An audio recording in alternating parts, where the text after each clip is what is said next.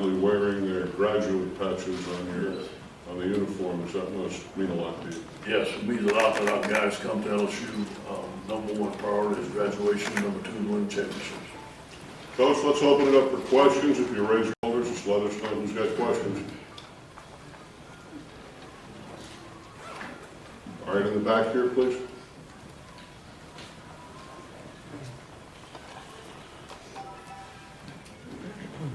Hey Coach, Matt Roberts, WVLA TV. Just curious, we heard a lot about the bowl events and the off the field things that the players have gotten to do this week. How important is that as you implement your culture as the head coach for them to have some bonding time off the field? Yeah, I think it was important that we came here with a business trip mindset, and also to know that when it was time to focus in on the task at hand, we did it.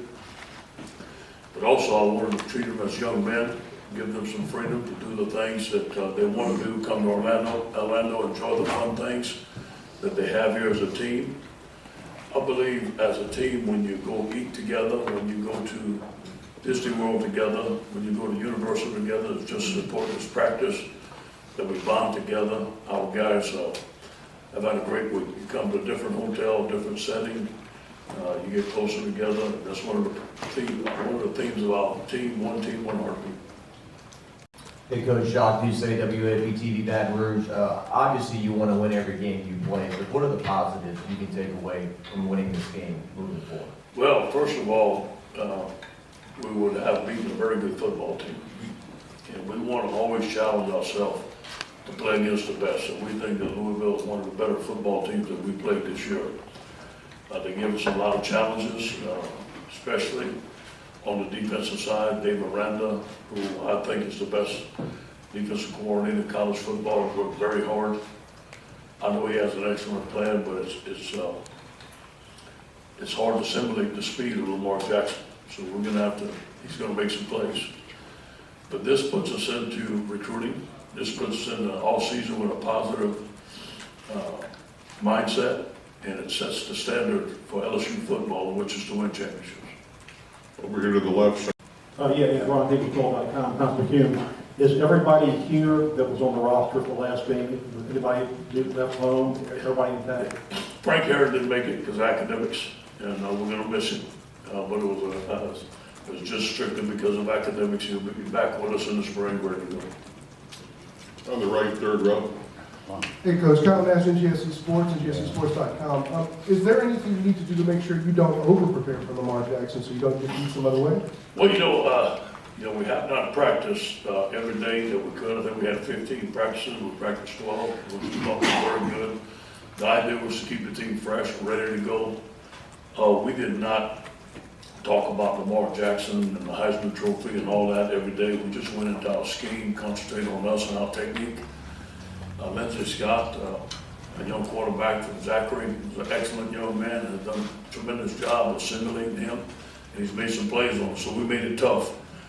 But as we know, he's going to make some plays tomorrow. We just need to be patient. Coach James Bryant, TigerBlitz.com.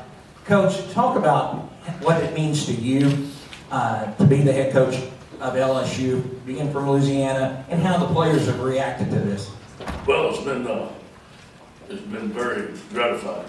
And again, this is not about me. This is about the Tiger family. This is about our football team. And this is about all the people that were raised in Louisiana. And I think I'm a representative of those people from Shreveport all the way down to Louisville, Louisiana. And I just feel a part of something special. I'm very honored to be the head coach. I understand the standards of LSU, and I'm prepared to meet those standards. Fourth row on the left. Ross Young, Georgia Advocate. Ed, did you get to watch Pittsburgh bowl game? And also, Matt Canada, where is he at? Do you know where he is right now? Where he'll be tomorrow? Yeah, I watched a little bit of it. We have been watching film. I turned it on the tight end and missed the ball in the end zone. That was the only play I got to see a little bit of that. But anyway, he's back with his family. We want to keep everything the same. We have a very positive energy on our staff right now. Matt just thought it was the best thing for just him to go home with his family and come to work after.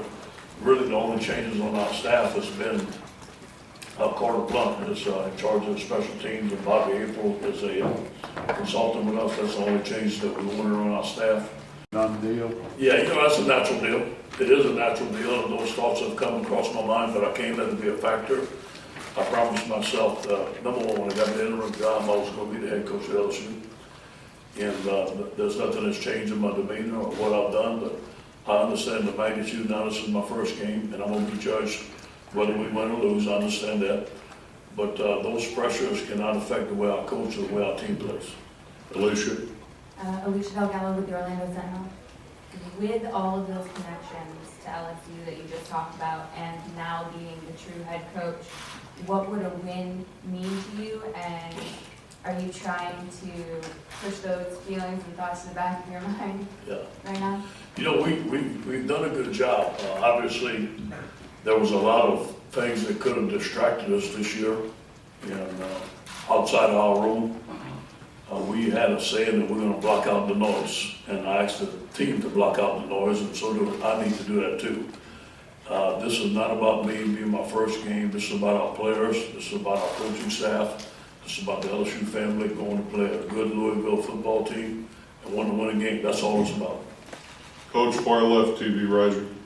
Coach, Brandon Sale, WBRZ in Baton Rouge. A lot of talk about Lamar Jackson, obviously. Let's go to your offense. How important is it for Darius Geis, now that Fournette's gone, to have a big game and really try to explode like he did against Texas A&M? Well, you know, as we go back to the Texas A&M game, Darius had a tremendous game. He enjoys being the man, the number one man, and deservedly so. He's a great back. He's a great young man. We're going to have to run the football. We have to keep the ball away from their offense and do a good job of clock management. He's going to be a big part of it. Do you feel like to win this game, it could be a game of keep away with the offense? No, we're going to do what we need to do, but there'll be some times, as in any ball game, when your defense is on the field for a long time, we may have to stall the drive, run the clock, milk the clock out a little bit, run the football for our defense to catch their breath. Coach, over here on the left.